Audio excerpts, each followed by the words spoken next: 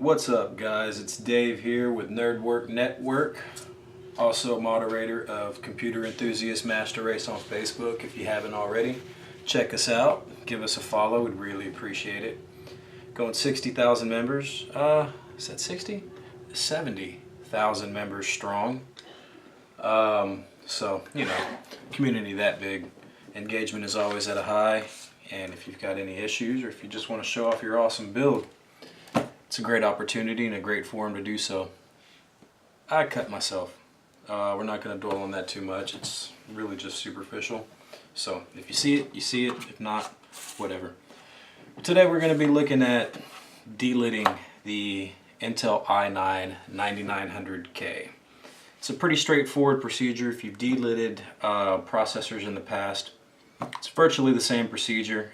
Now it is worth mentioning that the chip is soldered to the PCB, so you would think that would actually make things a little bit more difficult. It really doesn't. It does void your warranty and it does improve your thermals. So this will be the second i9 that I will be doing. The first one's doing just great. Running 5.2 daily. It is a 5.3 chip. But running 5.2 daily, 1.35 volts, you know, temperatures are phenomenal. I've gotten upwards of a 15C improvement on loads. Keep the house at about 24 Celsius, roughly 75, 76 Fahrenheit, I think that is. And low temps and prime 95 small FFTs is, you know, barely touching 70 synthetic load.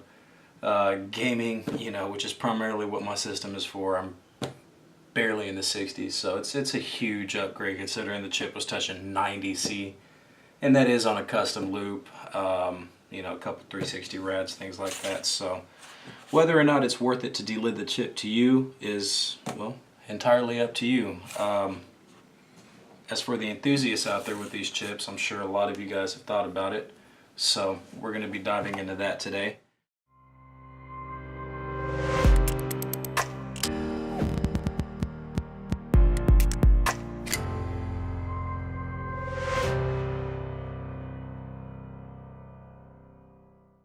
As far as materials go, you're going to need your preferred thermal interface compound. Lots of folks like to use a liquid metal of some sort. I myself prefer Conductonaut by Thermal Grizzly, but Cool Laboratories Liquid Ultra is really good. You're also going to need your delidder. Now I'm using the Rocket Cool. Well, light just died. We'll do the best we can. But I'm using the Rocket Cool 9th gen. This is the Rocket 89, I think it's called.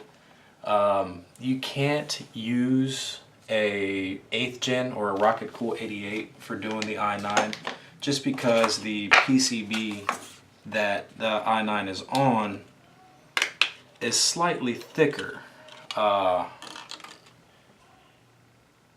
than the 8th gen, 7th gen, and obviously 6th gen. So the way that this CPU is supposed to go inside of the delidder itself is a little bit different as far as how this is supposed to be made. So unfortunately, if you don't already have these, and if you're watching this video you likely don't, or you just got it, but if you don't already have these and you've got last gen, sorry to say, cannot use that for this chip. But other than that, you are going to need some sort of chemical. Now I don't use the razor blade method to get the solder off. I like to use the chemicals just because it's safer for the chip. There is sort of a cringe factor, at least with me, when it comes to putting a razor blade on the die of your, you know, $500 processor, $600 depending on where you're at.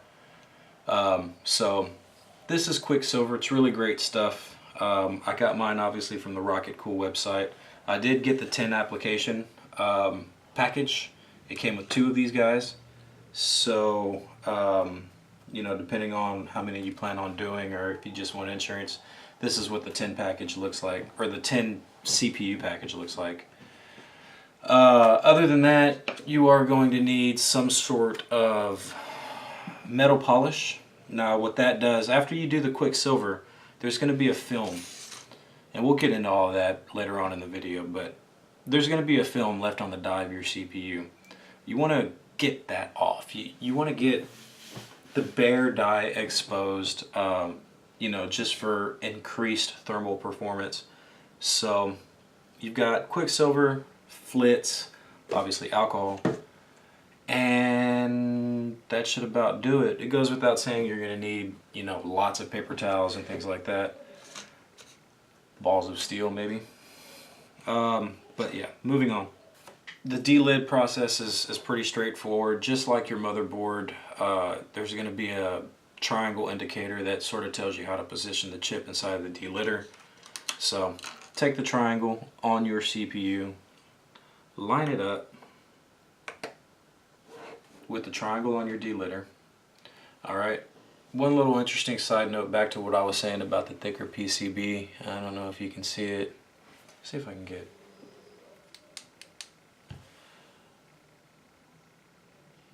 The PCB sits flush inside of this delitter. So if you used a Rocket Cool 88, the PCB would actually sit higher.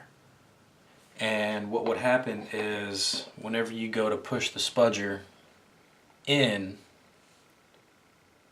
it'll catch the PCB of the chip and certainly damage it. I don't want to say break it, it might not. I don't know if it does, but it'll certainly damage it. And you won't be having a very good time after that. So, and like I said, if you've ever done this before, it's really the same procedure. The only exception is that it does take quite a bit of force and uncomfortable amount of force to get this guy popped. So, you know, bear that in mind. Chip inside the delitter, everything's screwed down nice and tight. Actually, it wasn't, but now it is. Just go ahead and thread this guy up as far as you can by hand. Make sure that it's, once you do that, it's pushing right up against the IHS. Another point of reference is you may not be able to catch that on camera, but if you look inside of there, you'll see 9900K written on the IHS. That's a good reference to go by, because when the chip is popped, or when the lid is popped or off, whatever term you like to use, obviously the IHS isn't going to be positioned like that within the little viewing area. So here we go. One. And once again, guys, this takes an absurd amount of force, at least for me. I've delid so many 8700Ks, 8086, 7700, 6700, 4770, even a few i5s. This takes a lot of force, so don't fret too terribly much about that. There's one extra step that I like to take before handling the chip at this point. Neoprene gloves. I'm a stickler about oil and contaminants. Definitely don't like handling the chip with my bare hands at this point. So, based on just that right there, you can see that it was straightforward.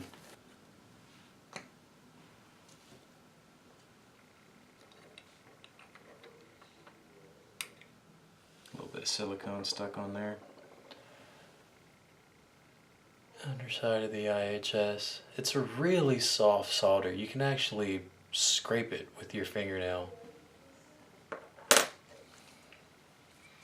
And there we go. This actually looks a lot cleaner than the last delid I did on a 9900K. There is one tool that I forgot to mention that you need, and what that is a credit card, gift card, plastic card of some sort. or picker, and what that's going to be for is getting this silicone off. You want to get this silicone up and off of the chip. So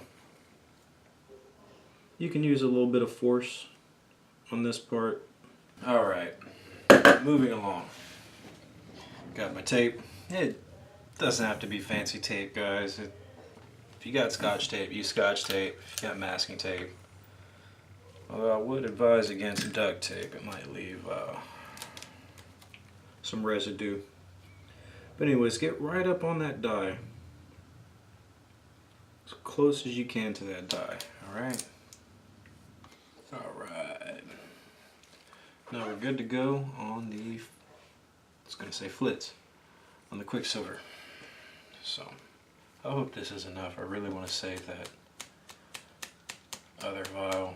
Now keep in mind I did one other chip, and I really feel like I used too much on the last one.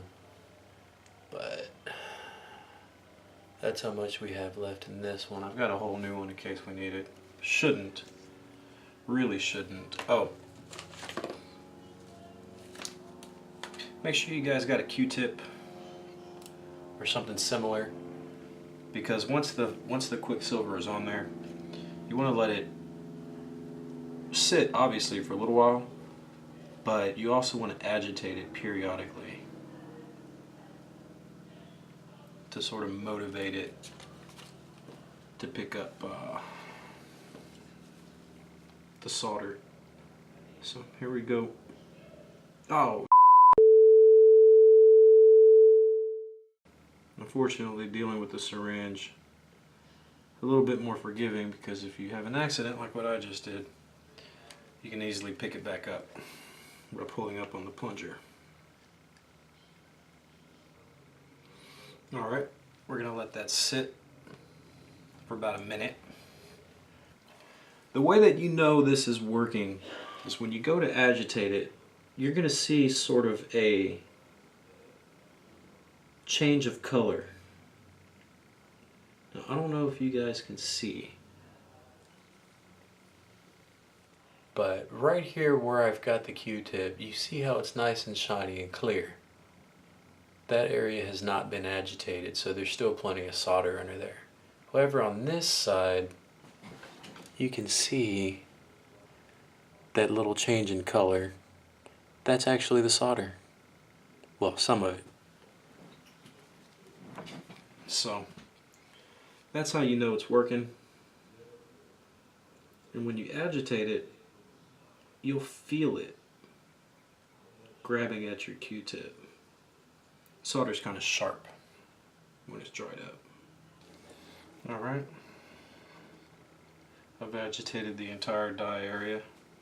Once again, we'll let it sit.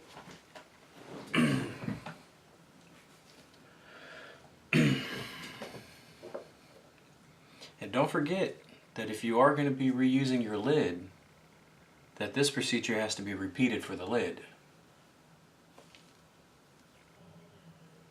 Alright, we're going to wipe this off now.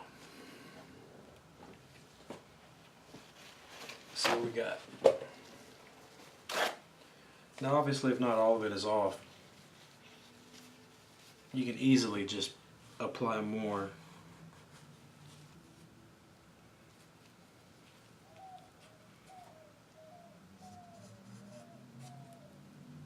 Alright, that's what we want.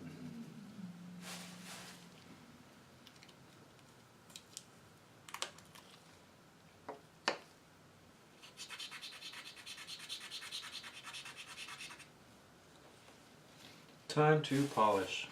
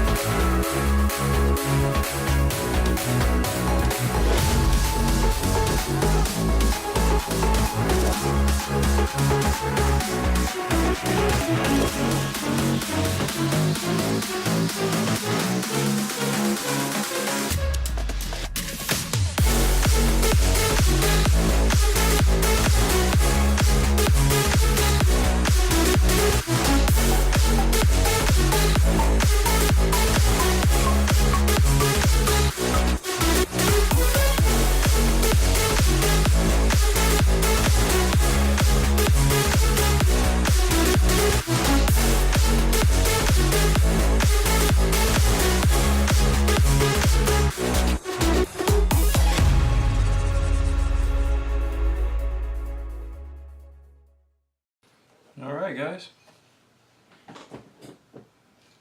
and that's deliding the 9900K. As you can see, we've gotten all of the solder off. The die is nice and shiny, smooth, really reflective. So the next step would be obviously applying your choice of cooling, whether you want to go direct dye or if you want to put on a copper IHS. I personally have not reused the factory lids, but if that's something you're interested in doing, obviously you would use the exact method of getting the solder off of the die that you would on the IHS. So it's a little bit more easier to do on the IHS since you don't have to take things off and you know, take so much precautions. I'm going to go ahead and set this to the side because what I'm going to do on this one is actually direct die cool it. Earlier on in the video, you might have missed it, I've got a 5.3 chip that runs really well, and it's on the test bench right now. We're going to take that out, we're going to put the copper IHS on it, and we're actually going to direct die cool this chip. Since it'll benefit a little bit more, you know, my better chip obviously runs cooler, so direct die cooling might benefit this chip a bit more than it would my other chip. But at this point in my testing, I've got sort of the luxury to play around with different cooling solutions and really iron out, you know, how it's best to sort of proceed with this one. So just want to thank you guys for tuning in. If you like the video, please thumbs up it. If you don't, hit that thumbs down. A link for everything that I used to delid this chip will be in the video description below, so go ahead and give that a look. And thanks for tuning in.